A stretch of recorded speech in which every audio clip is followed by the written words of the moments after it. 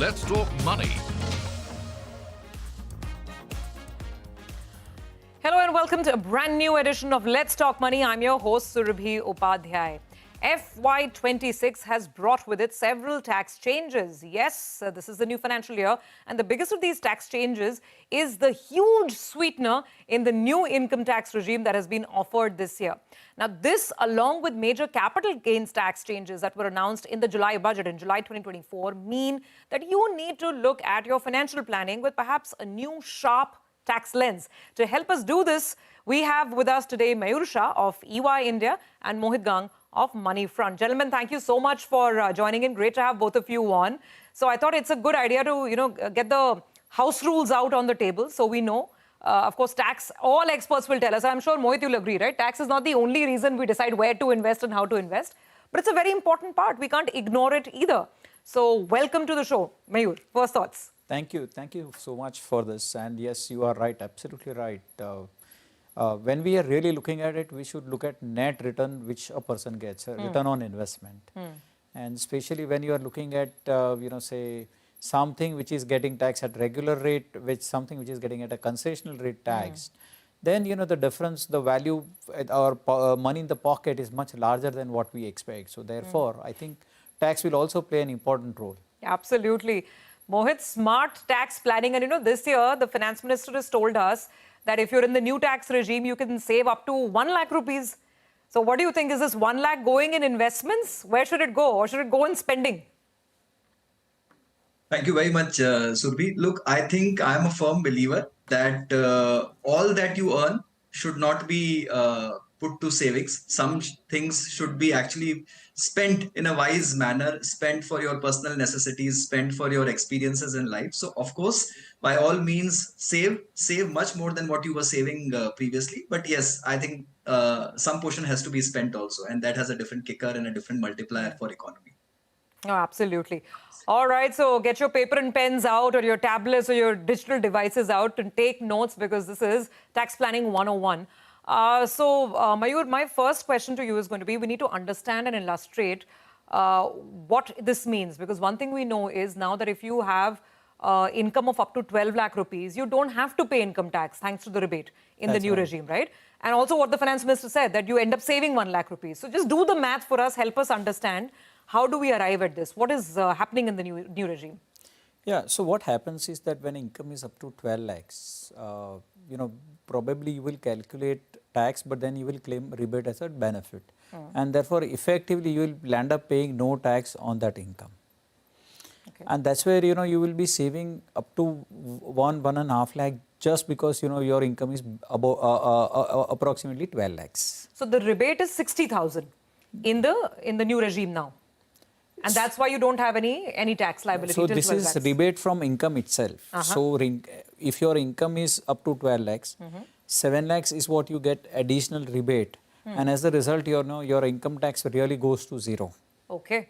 So that's how it is. And what about this 1 lakh rupee saving? I mean, is it for all taxpayers?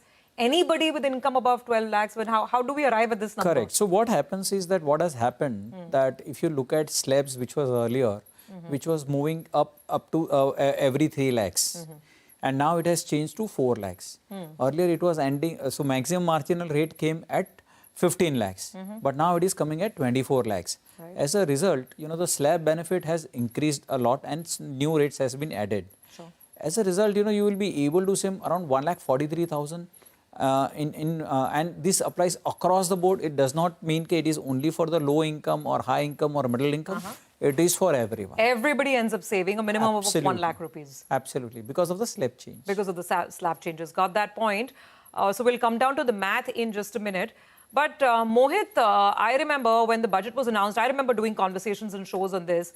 So the rough rule of thumb that was coming out was that if your total deductions are very high, I think if they're higher than, say, 8 lakhs or 9 lakhs, maybe you're still better in the old regime. But, what did the numbers throw up for you?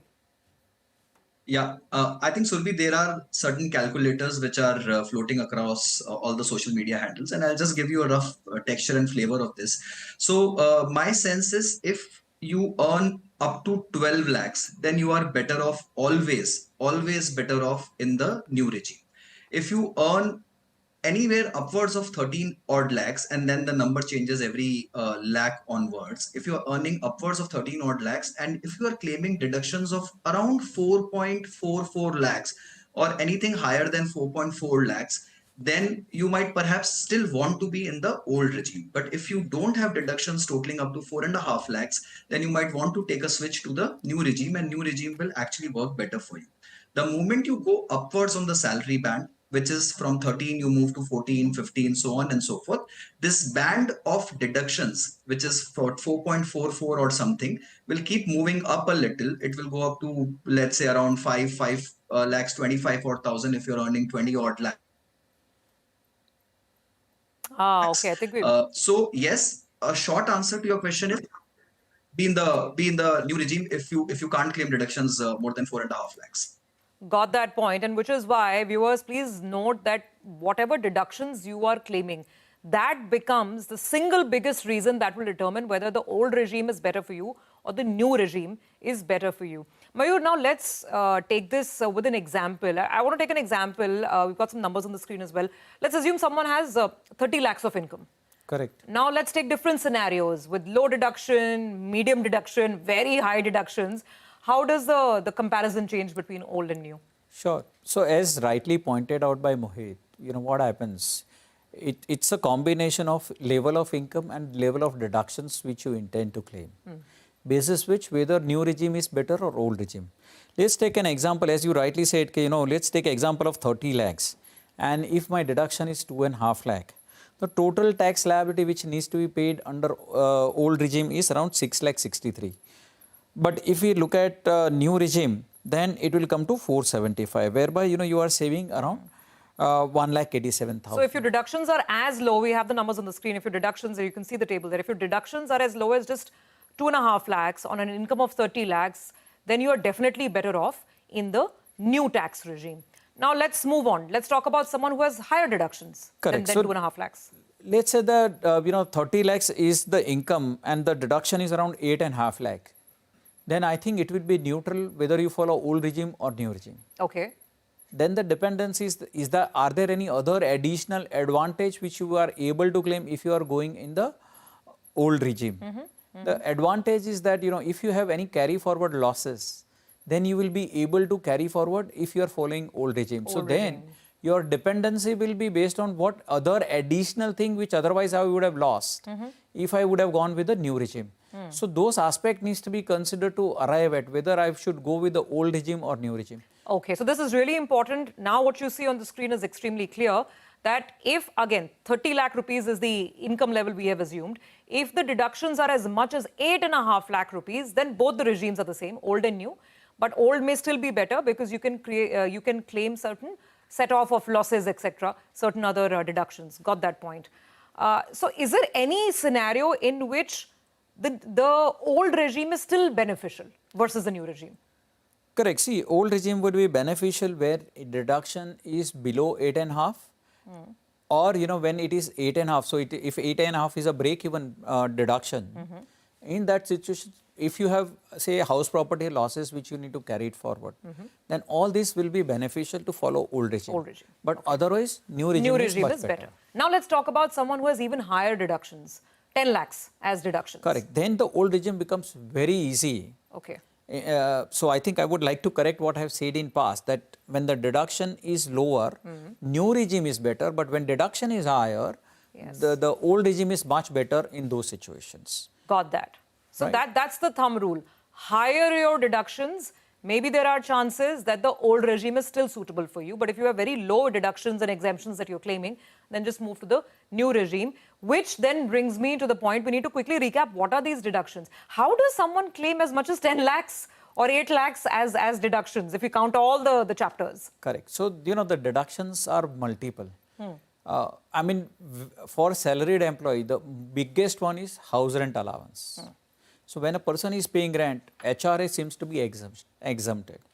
That is the biggest one. Then, we look at, leave travel assistance which is being provided, which can be claimed as an exempt. Along with that, especially technology persons, when they travel, they don't get a reimbursement of the expenditure incurred. But what they get is per diem allowance. And if they follow new regime, then exemption of per diem allowance is not applicable. Okay. And therefore, they tend to lose a lot of value there. Okay. So you need to consider even that as well. Okay. Apart from them, income from, losses from house property. Like you explained, yeah. Yeah. So that's another one which you are likely to lose. So if I'm not a salaried employee and if I'm having a business, then I may tend to lose depreciations or carry forward of depreciations. Okay. And so likewise, I don't get deductions under Chapter 6A as well. Sure. Which is, insurance premium or PF contribution or PPF contribution. The lovely 80C, which is 1.5 lakhs of, deductions that we get there. Absolutely. Okay. Apart from that, what you also don't get is that premium paid for medical insurance. Yeah, ATD, Section 80D. So you don't get that in the new regime. And any donations, charitable, or any philanthropic activity which you have done, you don't get deductions for that either. Sure. So, well, that's the rule of thumb. Keep this in mind. Look at all the deductions you can claim very, very carefully. Total all of them up. And HRA would be a big component of that if you're living on rent. And then do the math and decide whether the old may still be better in some cases. All right, we have to take a very quick break on that note. We'll come back on the other side. Now that we've understood the income tax part of it, the question is, what about investments this year? How have tax rules changed? Where should we invest? What is tax effective and what is not? Back with that in just a bit.